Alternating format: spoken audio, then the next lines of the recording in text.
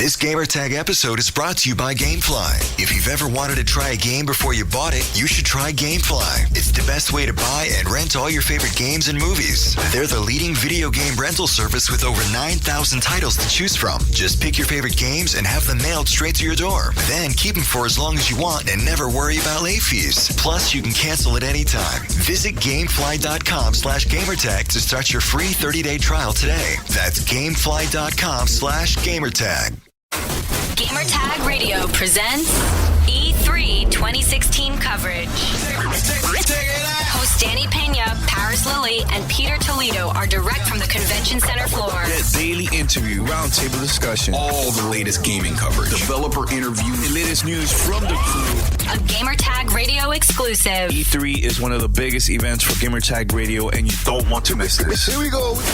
E3 2016 coverage starts now. Welcome to Gamertag Radio episode 575. This is your Danny, aka Godfrey, and also Paris calls me Danny Forskew, which technically I'm kind of correct. No, you're not actually, and I have the reason why you're not. We'll correct. talk about that later. And that's, ladies and gentlemen, that's Paris. Paris, how you doing, man? I'm good, man. Good. We're at E3. We're at CBS Radio in the studio. Yes, I'm ready, man. I'm pumped. Let's do it. Pumped. And also we have Pete Rock in the house. Pete, I'm back. Yeah. I'm having a good time. It's E3 2016. I'm stoked. It's been a long day. Like we've put in so much. Like we've uploaded so much content. I'm dying to kind of get to fan mail almost because I want to hear what they got to say. I know, right? No, but listeners, please continue with your feedback, email us, everything, man. It's good. And man, you guys are like staring at each other. It's like a staring contest right now. What's going on here? According to my wife, I'm a fine Korean, so I guess Wow, Paris, a little enamored. But here. guys, we have some special guests. We have special guests. Please present yourself. My name is Corey Vincent, and I host a podcast on the West Coast. Which is the best coast. Sorry, guys. I don't know about that, but okay. I agree. No, I don't. It's called the Videogame BANG. All right, and you also have your co-host with you, right? Yeah, I'm Aaron Carter, a.k.a. Sir Aaron Carter, co-host of the Video Game Bank. Yep. A.k.a. the Golden Voice Gangster. I don't go by that. He likes to call me the senpai from Grant High. I can go by How that long you guys been podcasting and stuff? We've been podcasting about three years three now. and a half years. Yeah. Oh, that's good, man. You guys having fun, and I know you invited me on the show. What's it this year or last year? It was International Podcast Day. Last year. Yes. Complete coincidence too. It's like we planned it that way. But Yeah, totally I think it was meant to be, man. It was, and it was just hot off your induction to the Hall of Fame, and what better time? So that was awesome. It's an awesome time for us to be here. Yeah, we've been definitely. huge fans. Actually, we'd be lying if we said that GTR wasn't like an inspiration to our show. Thanks, and man. giving us tips on how to promote ourselves. So It's kind of crazy too, thinking there was like no way you'd come over here and do the show. Like, oh, he just got the Hall of Fame, right? yeah. That's like, Babe Ruth going and playing in AAA, like right after getting inducted into the Hall of Fame. Like, no, he's not doing that. That's is it? dope, Oh, he man. did. Oh, okay. And at the cool. same time, Cool. I want us to have fun, man, because we part of the community, and it's good to help each other out, man. Once in a while, so it's good. Thanks for coming, though. Thanks for having us, man. Of course, yeah. All right, cool. Like a So, upgrade, big time. Gamertag Radio listeners, head over to gamertagradio.com or play.it/gamertag. Listen to our past episodes over there. And Paris, we love fan mail. Love it. Absolutely, we do. 786-273-7GTR. Did I say it right? Yes, you were looking at me like I'm like I don't know what I'm saying. Sure. Yeah. And also, you can email us fan mail at gamertagradio.com and SpeakPipe. Pete, SpeakPipe. Speakpipe.com/gamertag radio. Yes. All right, so let's talk about E3, man. E3 2016. This has been a very awkward year so far. Press conferences, legit, everything. But today we had a couple appointments at the South Hall in the convention, and it felt super empty. I don't know if it's because of the layout or people are just don't care and they just what is it? It's because Activision and EA is gone.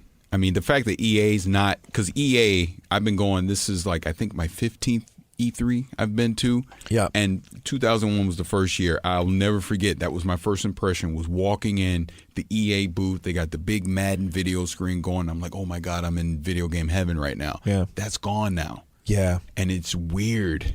You know what it is? Like I was telling P and the guys in Paris, like, and other people that I bump into in like in South Hall area, I was like, man, like usually past E3s, there was always like this crazy sound getting into the South Hall, and this one was like very quiet and like no music, nothing. It was a lot just of like empty space. Just like it they got felt like lounge weird. areas. Yeah, it's. And we've been weird. talking to people in the industry too, and they were like, they felt the same way. I mean, like, even remember Aaron Greenberg even said. Aaron Greenberg was like, "Guys, you been to South Hall?" I was like, it's like, whoa. Yeah, man, it's weird, man. Did you guys get to check out EA Play though?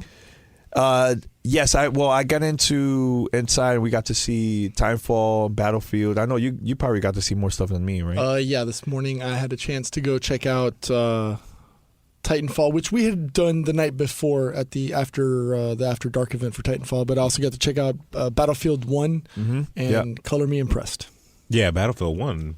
I was ready to write that off. Like, it's another Battlefield, and we're reversing the clock back to World War I, so it's like, okay, I've been there, done that. But I put my hands on that today, and I'm actually going to buy that like day one. Nice. Like, that's and a sell. And it was all Xbox One consoles that they had there. And for the Timefall 2, they had PlayStation consoles. I didn't So put that it's together. interesting. Yeah, that was strange. Yeah, but playing it, I had a great time, man. The controls was right, Pete? Like it was. No, verticality is still there. The Legit. addition of the grapple hook gives that tweak that the gameplay needed to make it that much more fun. Granted, Titanfall was a lot of fun for the original iteration. The only thing that I think holding it back was the Microsoft exclusivity holding it back, and now you've got that many more fans and the PlayStation consumer base tapping into the fun that is Titanfall. Yeah, and you want to say something? Yeah, the scope of Titanfall 2 was just remarkable. Like it completely redeemed itself from the first one. Like I'd been saying on our show forever, I was like, Titanfall needed a campaign. That's one of the huge reasons it failed. That mechanic of the Titan and everything just lends itself to like an epic story mode. But then when they just tried to call it a campaign and made it just a multiplayer with a long cutscene, it kind of burnt us. I mean, the last game you could just stop, not move, and the quote unquote campaign continues. Yeah, and it was like, I don't know. It wasn't, I don't know. But this one, I think they're going to do it right this time. Nobody else felt like Spider-Man when you were swinging around? Because I was grappling everything, like hands down. Speaking of Spider-Man, like I want to, because I know their opinion that we, like with P in Paris with PlayStation and everything. I want to ask you guys, like, PlayStation, your thoughts about the press conference very quick. Let's keep it short on that part. But I'm not even a Sony fan. I'm more of a PC gamer. And then I also been kind of Microsoft before that. Yeah. But I was very impressed as an unbiased. Like, I think there wasn't a loser and a winner. I hate when people try and say like, "Oh, this one won" or "This one lost." No. Don't point at me, Paris. Don't point at me. What I was saying is basically, I love to see every year a company home run. Because I feel like when there's competition, it's good for all of us. So this year, I think that Sony had the better presentation. They had the better games. I think Microsoft had to me, maybe the biggest announcement with the Scorpio and everything like that. But I feel like with Sony, there was no dates, the games, and that was the only thing that really bothered me. At first I was like excited and hype, and when I actually sat down and think about it, I'm like, man, like what's up with the dates? And they've been doing this for a couple of years, hyping the crowd up. You buy the PlayStation console, and the game 4 years later is still not out. Like what's going on here? Like Kingdom Hearts was announced, I believe, 3 years ago. Where's the video? Like what's at least an update or something? Nothing. So I don't like when companies take advantage of gamers like that, because let's say I get to see Final Fantasy VII, the remake, early at the press conference. The next day I buy a PlayStation 4 and I'm waiting for the game. Where is it? That's the only thing that really bothered me. But at least Microsoft, when they announced games, there was dates. The Last Guardian is another one. Like, how long have we been waiting for that game to come out? And so that's very true. And it did feel like Sony's games are all starting to follow a very similar like formula. Like we fell asleep during Horizon. Yeah, I'm sorry. Hey, sorry, man. They spent so much time on that game, and I was like, this is the third person action game that they've shown. So we had God of War, amazing. That one looked good. That a great introduction. Because it was 4K. That's why it looked good. Right. Well, that's true. Okay. Let me ask you. I'm convinced that was Neo. What do you think? You're convinced that was Neo? It was on the Neo. When we saw God of War, that was basically being. But that Neo was, as in 4K video in streaming. Words, that's what it's going to look like on the video Neo. streaming or That's 4K? not how it's going to look on the PlayStation. Okay, now 4K streaming or 4K 4K gaming? gaming or 4K streaming? All I'm saying is that's how the game will look on the PlayStation Neo, not on the PlayStation 4. I disagree with that. I have a feeling if it was the Neo, they would have like at least said alluded something. to it. Yeah, they would've- But they already said it beforehand. We're not going to talk about the Neo. And we know too, like just from being in the industry, that when they're showing all these things on the stage show, 9 times out of 10 they're actually playing them on a PC. On a PC. But don't you think when we saw God of War, it was clearly head and shoulders above graphically than the other games that we saw. Yeah, I'll give you that. That's why I'm saying that was a Neo game, because I think when God of War comes out, it's going to be one of the first games we'll see on the Neo. That's one of the things that's been bugging us a lot lately, because we've had the argument of console versus PC since the beginning of our podcast. Oh yeah, we deal with that every single week. I mean, there's valid points for both. Let's be honest. Yeah. But with the current console generation being so just weak when it first came out, and now that they're trying to basically put a hot fix on it by releasing this V2 of both consoles, it's like now you're not console gaming anymore. Now you are basically becoming console PCs. But at least I will give Microsoft this. They're embracing that with Xbox Anywhere. In other words, if you want to be a PC gamer, if you want a 1080 and do all the crazy, things with a high-end PC, okay, fine. You can still play our games on it. And I'm with you. I'm a PC gamer. So that's how I look at it, that I don't even own Xbox One anymore. So the fact that they came out on Xbox Anywhere, I stood up and applauded during the media briefing, because that's what I wanted, because there are games that I still want to play, that are coming from Microsoft on the Xbox. So if you're going to let me play Gears of War 4 and I could still play with Danny on his Xbox One, we both win. Yeah. What's wrong with that? Microsoft said we're taking hardware out of the equation now. It's about the games. You bring whatever kind of hardware you want to the party, and we'll support it, and you can play our games on it. I've been following Microsoft as a company for a while, and under Satya Nadella, they've completely changed their... That's the key. Big time. Big time. But is it Satya or is it Phil that's making the change? It's Satya. No, because because he's the I one think that's both. financing And he it. did the same thing on But it's both, because Phil might pitch it, him and his team. Exactly, And he yes. And has to Satya give it, just greenlights it and says, okay, that sounds like a good process. so it sounds like No. it's Phil then. No, it's Satya, because look at what they did with they did the same thing across Microsoft, not just Xbox. So like Office now, you can get Office on an Android, on an iPhone, on anything. Before, under the Ballmer, he would not let that happen. He was trying to push Windows phones and Surface tablets and Kinect. And Kinect. Well, Kinect was more. Connect was more. I That's a low think blow. it was more Don Matrick than Bomber though. It was a great product, poor execution.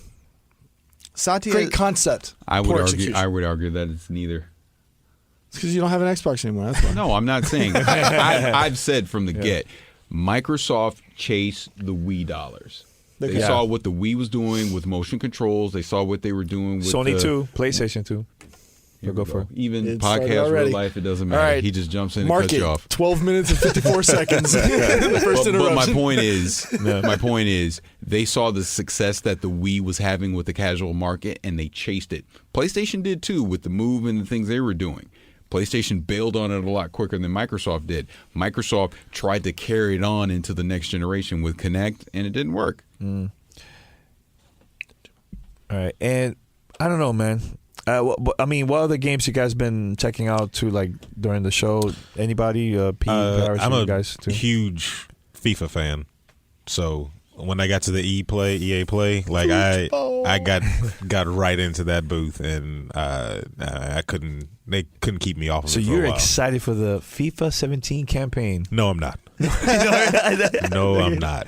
I think they decided, let's do something to keep this game interesting, because after the 17th iteration, we need something.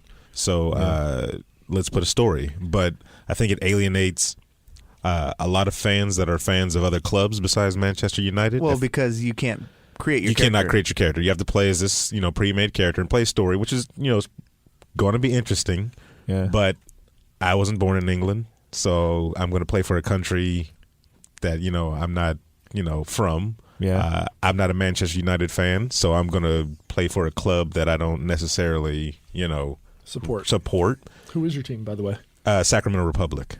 It's a little small USL Sacramento, club. baby. Everybody Sacramento asks. proud. Everybody asks. I can go for any big club. Everybody says Barcelona, Real Madrid. Nah, I go for my hometown. So yeah. All right. But I think it shoehorns you into a small thing. I wish they gave me that same story. Mm-hmm. But let me create my character, let my agent pick where I need to go. I mean, they did it with the NBA games. They let you do that there with Madden. The Spike Lee one was... Oh, well, that was a test. It was a test, a disaster and stuff. But Pete, sponsor time. Yeah, I want to say thank you to MeUndies for sponsoring Gamertag Radio while we're out here at E3 this week.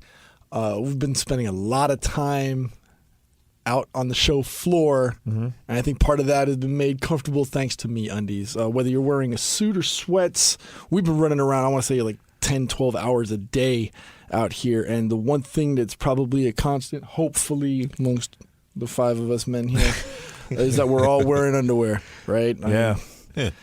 So they've got this product, it's called Modal. It's every pair of MeUndies is made from sustainably sourced modals, a fabric that's twice as soft as cotton. Paris can definitely attest to that because he's wearing a comfy pair right now.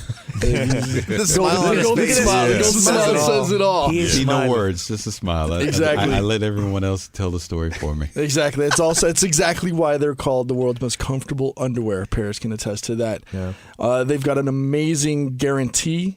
If you don't love your first pair of MeUndies, they're absolutely free, no questions asked. All you have to do is go to MeUndies.com/GTR, get 20% off your first order. You can get a subscription or a single pair. That first order comes to you, MeUndies.com/GTR. Shipping is free in the continental United States and Canada. You can save up to $8 a pair with these. I got my, I know... You got you got some. Danny got some. I actually got some for the wife. Comfortable. Love it. She loves them. Like that's all she wears. She's Colombian, so she's blessed with the booty. And the thong is hot. I'm telling you, it's lit. Yeah, it's great. So MeUndies.com/GTR, 20% off your first order. Awesome, man. Welcome to Play It, a new podcast network featuring radio and TV personalities talking business, sports, tech, entertainment, and more. Play it at play.it. Take it out. You're listening to Gamertag Radio. So let's talk about games that we got to see today. Paris, any games you got to see today during E3? I got to see more of Call of Duty Infinite Warfare today. I got to see basically the opening level that you'll get to play, and then I got to see another level that was later in the game, and then they also did the opening level for the Modern Warfare remaster that's coming as well. I'll say this, man.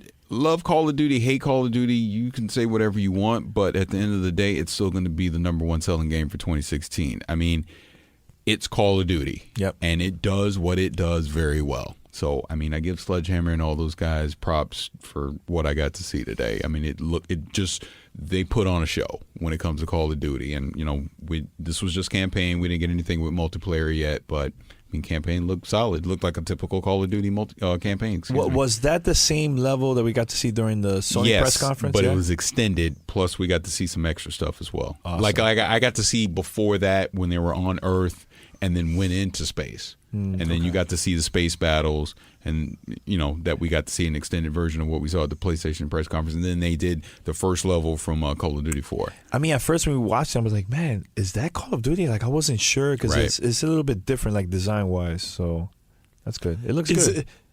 Is it something that you would go out and buy day one? Me personally, I mean, I'm kind of just over the whole Call of Duty thing. But my point is, I'm the minority here.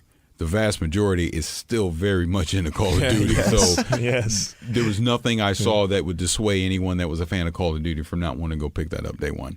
Awesome, man. Are you okay with the fact that they're going full bore, future science You tech? got to look at it like this. You don't want to mess with a winning formula, right? So the fact that they're even taking it in the space and trying that, to me, that's a huge risk for what Call of Duty is, because they don't dare mess with the cash cow, right? So the fact that they're even trying something slightly different, I actually kind of applaud them for it. Why not? What would get you to buy it day one? What would get you back into that Call of Duty? Something vastly different than what we've seen since 2007, and it's actually something that I would be interested in. I honestly can't sit here and tell you what that is, but they would have to take an extreme risk, something we've not seen in the Call of Duty franchise since Modern Warfare debut. Because I'm still of the opinion we've been getting the same damn game since 2007. Just a different skin. Just a different skin, couple tweaks to the multiplayer. There may be some people at a EA partner studio that might say that they're borrowing things, but I'm not saying that. Let's talk about Shots that, fired. Paris. We got to play other games. Titanfall 2. Yes. Your thoughts? Do you see yourself buying that game day one? That's day one. Day one. That's day one, because I mean, they're using the same formula. And here's the thing. What's the difference? They put a single player in it. Good for them. Bravo. I really don't care. What we played with that multiplayer, that's what I want. It was sick. That's what I want.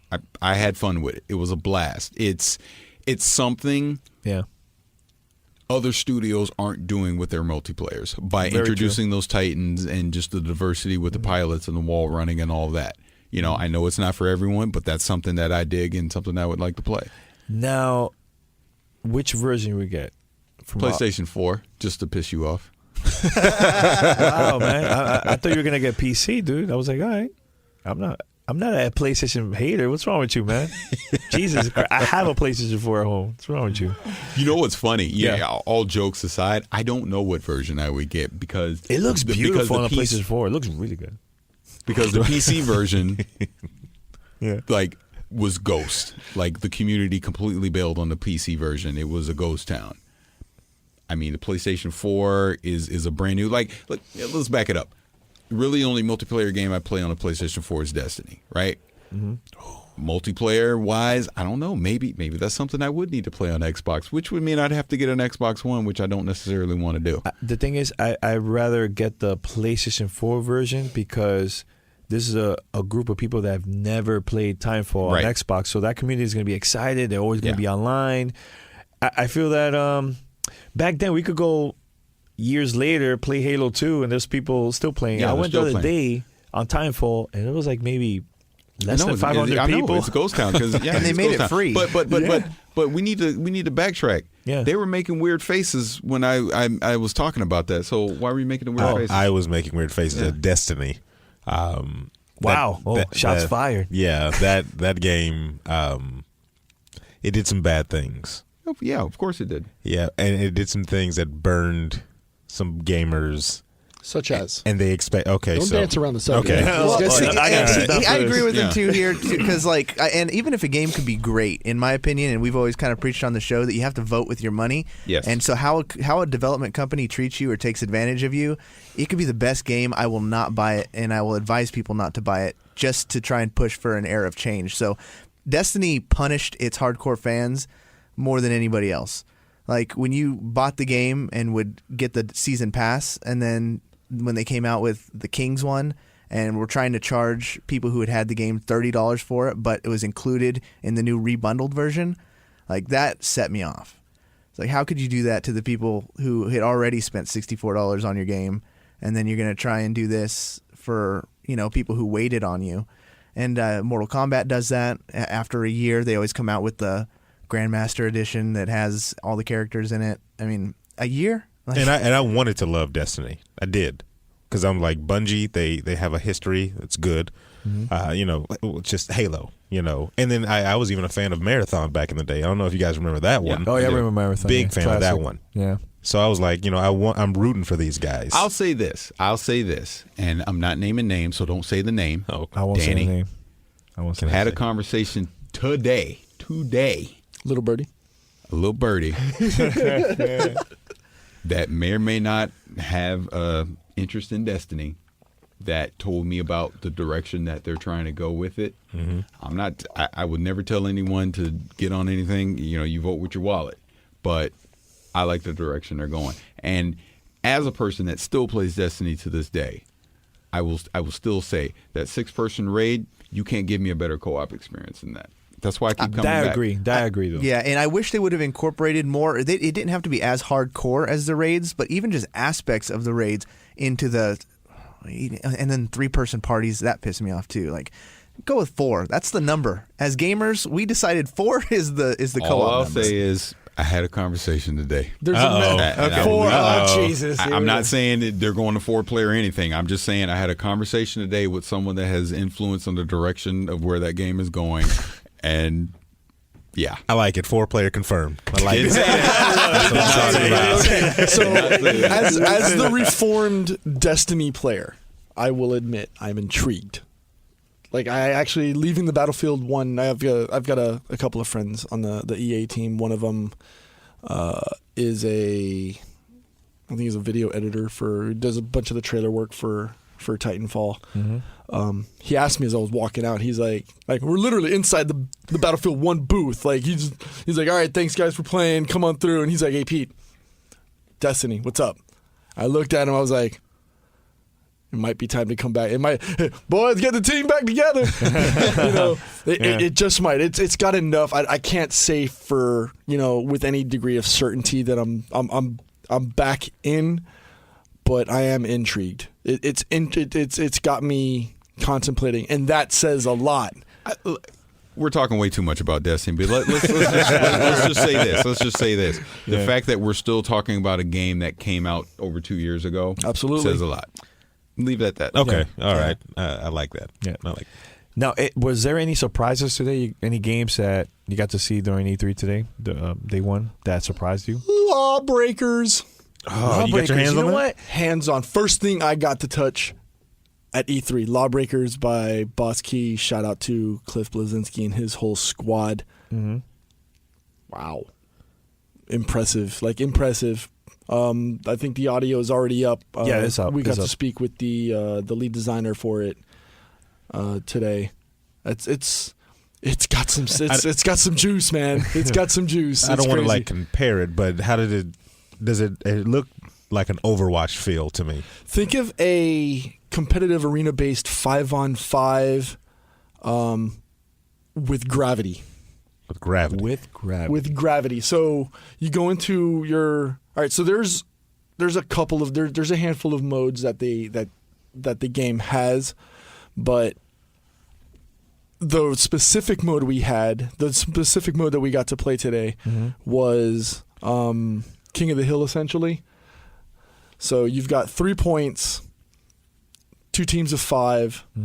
Every 30 to 60 seconds, there's all 3 zones open up, and you have to go and take control. You take control of it as long as you're the only person in there. Or a member of your team is in it. Once you've captured it, it's yours until the next 2 or 3 are captured. You can take all 3 and lock them out, and it's the first of 12 wins. Wow, it's nuts. Once the gravity and the gravity isn't always off. It's only when those zones open up for capture.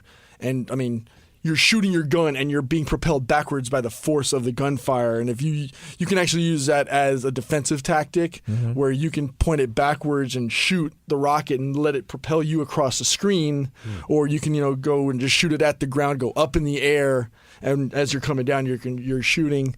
It's a totally different, take on the whole combat arena game system, and it's impressive. And PC only, by the way. No console. I was about to ask you, is that console? Or? PC only. That was one of the questions I asked. Why he's giving me this look like it's PC only? No, I specifically asked, and you'll hear the response. You'll hear the response in the interview. You got Halo 5. Enjoy that. Wow, shots fired. Okay. Yeah, PC only. Enjoy. It's all good. What about you guys? You got to see anything cool today? I really enjoyed Sea of Thieves. I really had fun with it. I'm telling you. I got to go that tomorrow then. I played it too. I played it yesterday, and P was giving me this look like, really, you had fun with that? I'm like, dude, it was actually fun, right? I just like, don't see the appeal for it. Maybe I just need to play it. It's a very small. You like pirates? Corey, right? It's a very small demo, so you can't really. There's not much to do there. The only thing you could do is like with your crew and everything. But it gives you the concept of like how the game is, you know. So well, this is like a game. Like I love playing games with my team, my squad. Like we have a squad called the Yakum Squad. Me and Aaron run this team. Yes!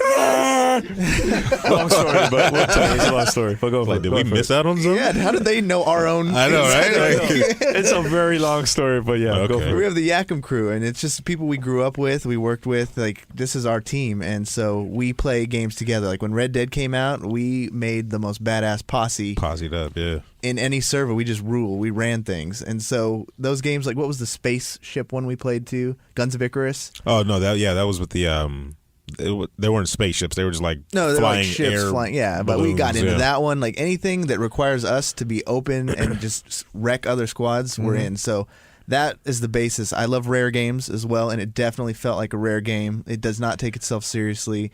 It's a one that I feel like you can pick up with your team and just run through 40 minutes, an hour, have some fun, have some laughs, and then jump out and play another game. And battle it out with other players too, man. You Yeah, know, no, that's awesome. I love it. The demo was fun, and the guy was really tight. Again, sorry, this is one that like he said he doesn't know when it's coming out. He said that he's hoping to get beta soon.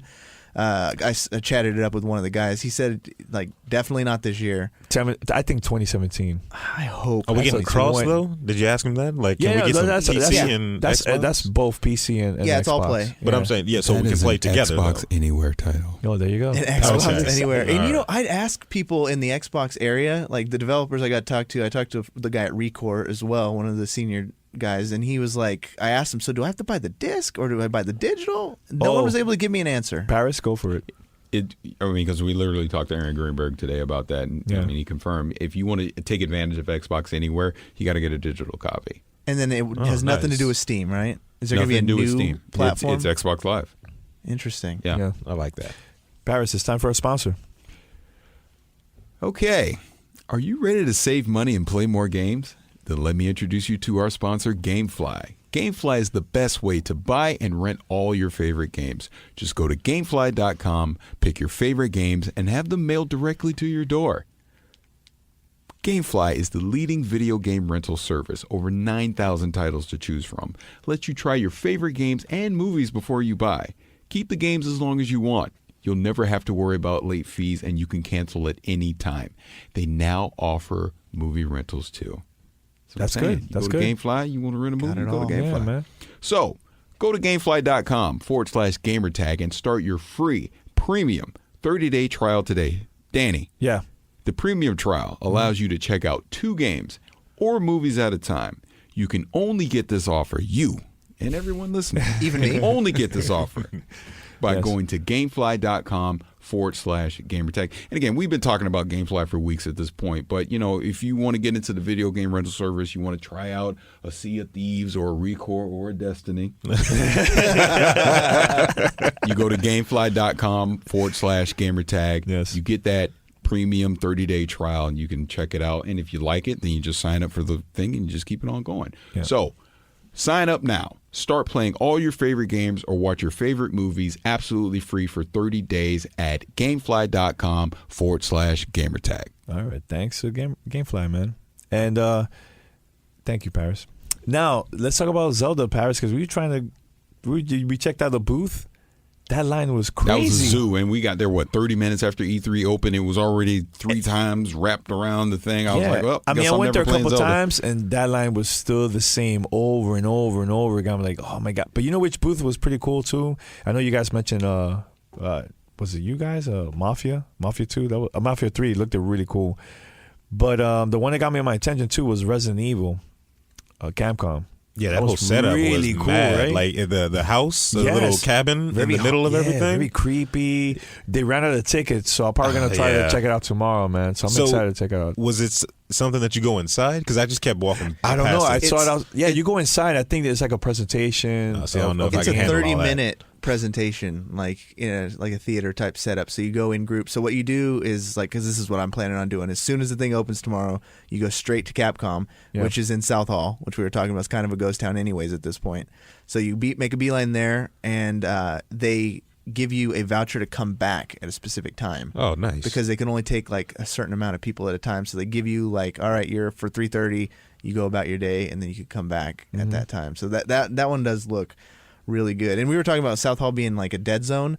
Like Capcom stepped up their game, I think, to kind of try and fill that void. Because if I remember, because last before year, it was kind of crappy, like their booth, but this year I was like very surprised, like the way they had it like set up and everything there, man. So it was actually pretty cool, man. last year it was just like a couple Street Fighter V machines, and a little kiosk. This time they got the giant Resident Evil. Yeah, they built a house inside of the whole very place, creepy house, man. Yeah, I'm Awesome. kind of hyped. It's a very different game than Resident Evils that we've seen before, and I think people can play them right now, like the demo at home, Right. Because I've seen people stream them online and everything like that, and the only thing that looks familiar is when people pick up like items. Like it looks like, okay, I picked up a Resident Evil item, but the whole gameplay just looks like, I don't know, like the hills have eyes or something. It's like like that. what It's Paris was saying about Call of Duty. Like I was feeling the same way about Resident Evil. It turned into an action game, and they weren't giving us anything new. This is a big risk. This is huge. huge Yeah. risk. Oh, yeah. A huge This is what risk. Call of Duty might do.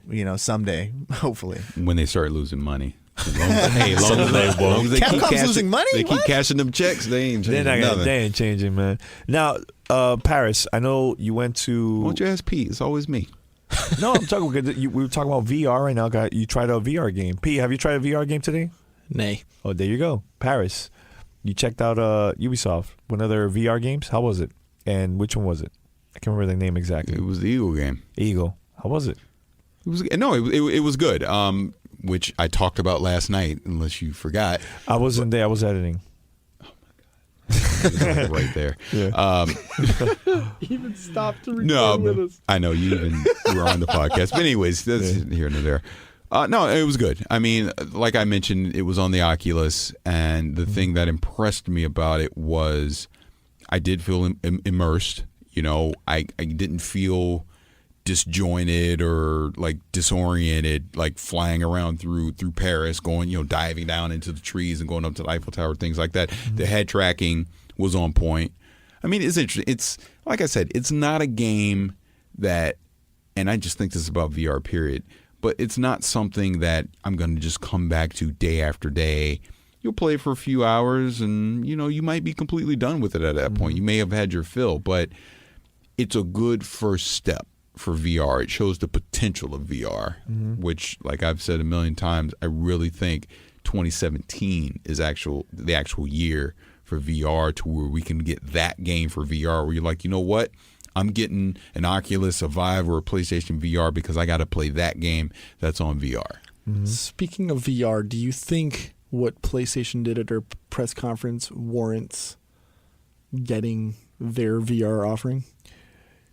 Okay, where I know after the press conference they had like a section where you could go and actually play VR games. Right. We didn't have time, but the games that they were showing at the press conference, like Final Fantasy, I was like, that's not looking good, man, for VR.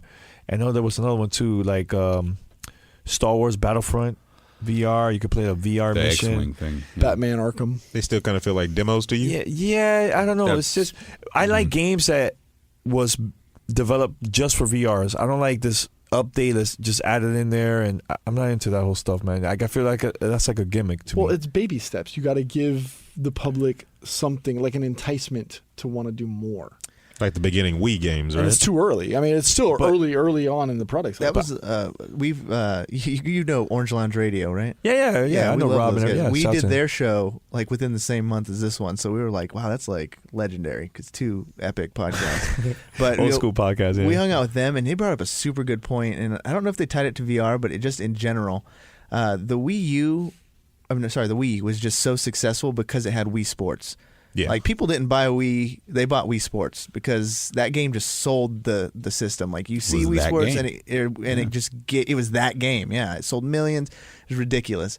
I think VR needs that hit. It just needs a game to come along that's just going to show you this is VR at its perfect form, and then people will go from there. These demos where they're just going to take major properties and put a VR spin, I'm not sold. That's not worth spending. What was it, $400 or $500 It's on? going to be $399 for the VR for the $399. PlayStation. Too much. Well, technically, you need other stuff too for that PlayStation Oh, VR well, to yeah. work too. So it's gonna be a little bit more. Maybe $450 maybe. And the Oculus is already super expensive too. That's I mean, we've talked about this a million times, but I'm convinced, which is why I think Facebook invested in and bought Oculus in the first place, is the killer app is going to be the social experience. Like we've talked a million times about, I can see a day where we do this, like we're all together right now doing this podcast. I can see a day where we're all spread out around the country doing this podcast together in VR.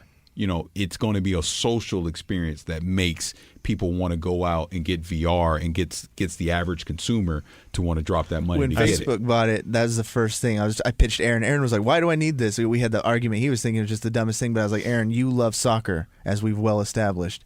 Imagine, and you'll probably, unfortunately, I'm sorry, sir, it's above your head. You'll never go to the World Cup." You don't know that. You don't know. I'm that. making a prediction. I'm looking into the crystal ball. You have no idea. No, you may, but.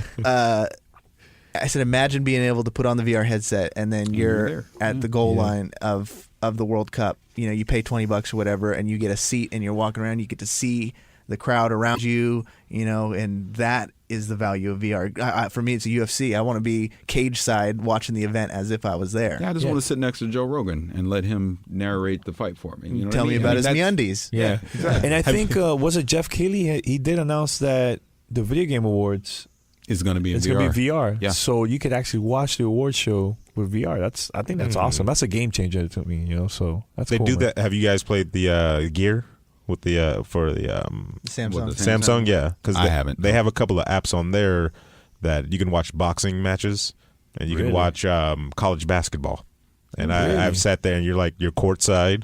And you're seeing them go back and forth, and you're like moving your head around. Like, and it's like I'm not the biggest college basketball fan, but when I was watching it that way, I stood up and was like, like I'm at the game. What I was love weird that. though with that though is because the camera focus is still kind of interesting to where if the player's numbers aren't in focus in the camera shot, you can't focus on that guy's name. So it kind of creates this it breaks that immersion level. That was more for the Gear, if anything. If they're a higher end one, hopefully the Vive or the. I haven't put on an Oculus for a year because I got really sick the last time I did, so I'm kind of off that. But I feel like that principle is kind of the same. That's one thing they'd have to fix. Yeah, I mean, it's going to have to play around. I mean, people have glasses and different eyesight, so it's still a long ways, I think, from being perfect, but it'll get there. Somebody will figure it out, that whole thing. So tomorrow is day 2 for E3. Very quick. What are the things that we're going to check out tomorrow? Next day. I kick off my day with. It sounds like I'm going to sit down with Deej, and we're going to talk about Destiny. Can I sit on that one? Man, I got some ideas for him. No.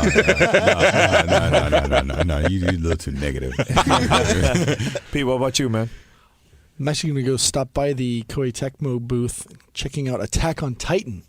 I'm a Jap animation fan. I know Paris is a fan of the loud yelling Asians on the cartoon stuff. I can't wait. I'm actually excited to see it. All right, what about you? I'm gonna try to shoot over to the Resident Evil and just see how. I'm gonna try to get a ticket, show up later on. Yeah, I'm probably gonna do that. Do that same thing. Yeah, I want to check that out. Oh, and Mafia 3. I didn't even get a chance to even peek my head in. A good buddy of mine is a Nintendo ambassador from YouTube, so he was able to get me hooked up on his Nintendo tour. Because I have the reflective good times of Nintendo, but that line, you guys saw it. There's no game worth that line. Yeah. But in this case, I will get to go back there and hopefully get some hands on Zelda, and I get to see if this hype is real. Yeah, it looks beautiful, man. So, yeah. Do one more for me, and I also get to check out Vampire from Focus Interactive. I'm really looking forward to that. I think that's going to be a sleeper hit for 2017. Is that a console, PC? Yeah, it's console, PlayStation 4, Xbox One, PC. Oh, awesome. I have tomorrow, let's see, Bandai Namco. I heard they have a couple games that's pretty good, so I'm going to check them out tomorrow morning. So one more time, guys, mention your website very quick. So you can find our podcast on vgbstudios.com. It's a brand new website, the first time I ever built one. And so a buddy of mine who did some web design came in, and we kind of engineered this whole thing together. So we do 2 podcasts. We have the Videogame Bang, where we talk about video games, comic books, movies, all that kind of stuff, with a little comedy, a little comedic twist thrown in there. I mean, if they think we're funny, yeah. Yeah, well. And then the other one is Filmlosophers, where we talk about movies. All right, cool. All right, so head over to gamertagradio.com, put your comments and feedback, and share with your friends. You can find us on Spotify, iTunes, Stitcher, TuneIn Radio, other podcast directories. And give us a call, 786-273-7GTR. That's 786-273-7GTR. Email us, fanmail@gamertagradio.com. And send us your feedback. Let us know how we're doing during the E3 2016. And until next time, we are out. Thanks for listening to Gamertag Radio. Be sure to like us on Facebook and follow us on Twitter.